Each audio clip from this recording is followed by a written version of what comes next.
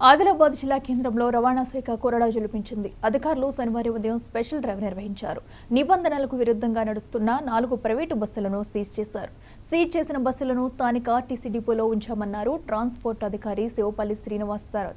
జరుగుతున్న రోడ్డు ప్రమాదాల నేపథ్యంలో ఈ తనిఖీలు చేపట్టామని తెలిపారు.